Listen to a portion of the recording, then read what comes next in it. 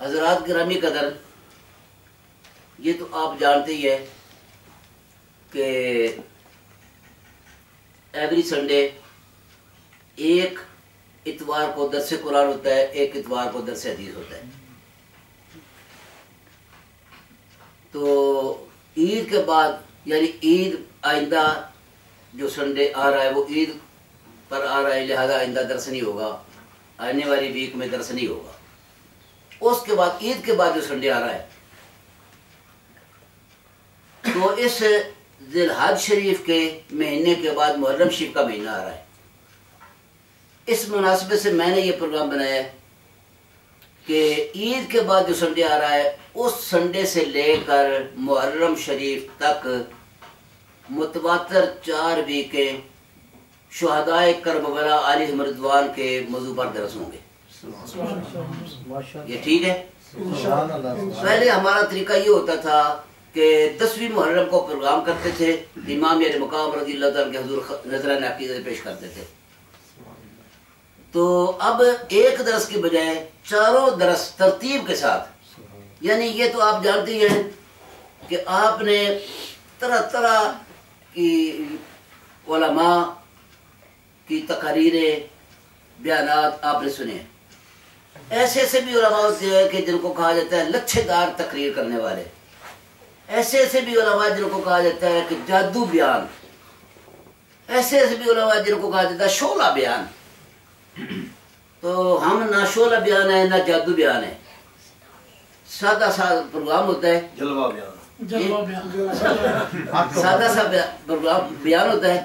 یعنی کہ بجائے کہ جس طرح کے علماء ایک لے کے اندر آ کر تقریر کرتے ہیں یا کہ مطلب ہے کہ کوئی ترنم کے ساتھ، وہ بھی سلسلہ نہیں ہوتا، سادہ سا طریقہ کار ہوتا ہے. تو ایک پیغام پہنچانا ہے لوگوں تک، تو اس کے نظریے کے تحت ہم اپنے سادگی کے ساتھ بیان کرتے ہیں.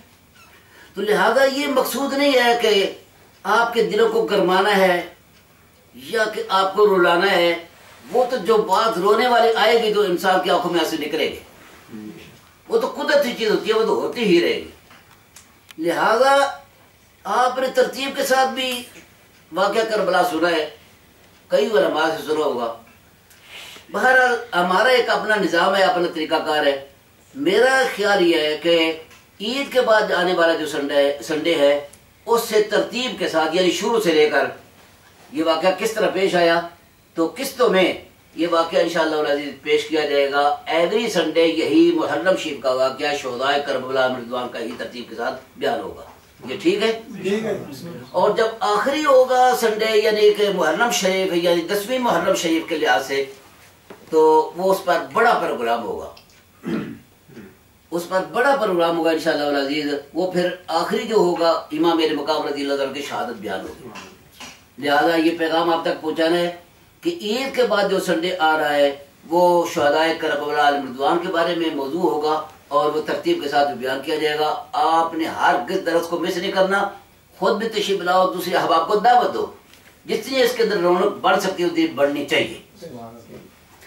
اس کے بعد دوسرا یہ کہ اللہ تعالیٰ کے فضل و کرم سے میری درخواست پر یہ ہوا ہے کہ یہاں سے ہم درس کے لیے جو قربانی ہم بھیج رہے ہیں، تقریباً 9 قربانیاں بڑی قربانی ہوئی ہے.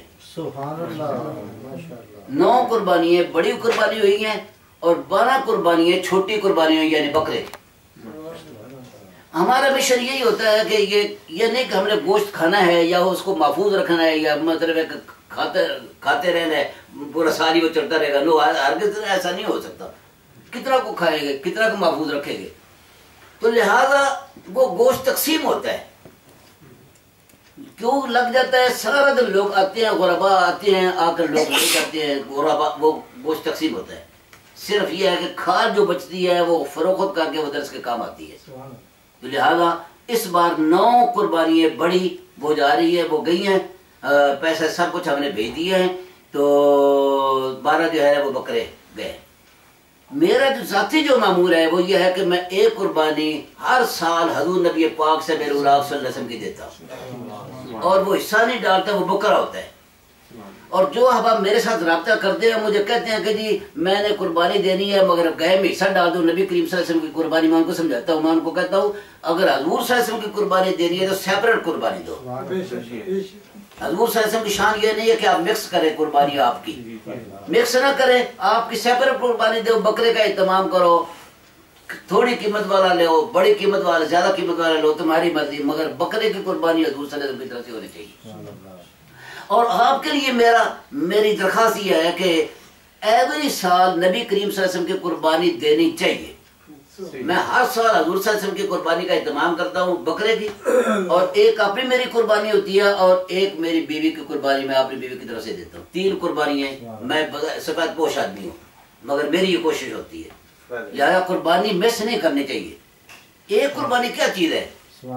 تو کچھ لوگ ایسے بھی ہیں کہ جو ایک قربانی بھی دینے سے درے کرتے ہیں، نو، ایسا ہرگز نہیں ہونا چاہیے، کوشش لازمن کرنی چاہیے، کم از کم ایک قربانی کا اہتمام ضرور ہونا چاہیے۔ اور دوسرا اس کے بعد یہ کہ اللہ تعالیٰ شوق عطا فرمائے تو نبی کریم صلی اللہ علیہ وسلم کی قربانی آپ کی طرف سے بھی قربانی کا اہتمام کرنا چاہیے۔ حضور نبی کریم صلی اللہ علیہ وسلم نے 1500 سال پہلے قربانی کرتے ہوئے فرمایا کہ یہ قربانی میری امت مرحومہ کی طرف سے ہے۔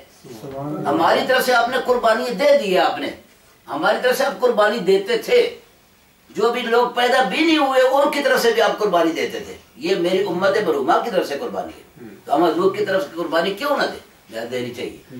تو اس بار 9 بڑی قربانیاں گئی ہیں، تو 12 بکروں کی قربانی، تیسری